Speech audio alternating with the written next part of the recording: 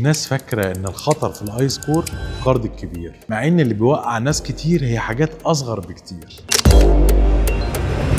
في ناس بتفتكر إن الآي سكور بيتأثر أما بتاخد قرض كبير أو بتدخل في التزام ضخم، لكن الحقيقة أوقات اللي بيأثر فعلا بيكون قسط صغير اتأخر أو استهتار في التزام الناس شايفاه عادي.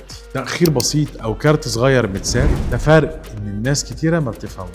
الموضوع مش إن أنت خدت كام، الموضوع إن أنت كنت بتتعامل مع التزاماتك إزاي. شفت ناس شغلها مستقر ودخلها ممتاز وكل حاجة شكلها مطمئن، لكن أوقات التأخير الصغير بيعمل أثر أكبر مما تتخيل، مش لأن أصلا المبلغ كبير، لكن لأن اللي بيتقاس مش قيمة القرض، اللي بيتقاس هو طريقة التزامك. شفت ناس دخلها ممتاز لكن فرصها أقل من ناس دخلها أقل، مش بسبب الفلوس. بعد سنين كتيرة في مجال سوق السيارات اتعلمت إن المؤسسات ما بتخافش من الرقم الكبير قد ما بتخاف من الشخص الغير ملتزم، لأن التفاصيل الصغيرة بتكشف طريقة إدارتك لحياتك كلها. في عالم التمويل الغلطة الصغيرة ممكن تبقى وراك سنين أكتر من القرض نفسه.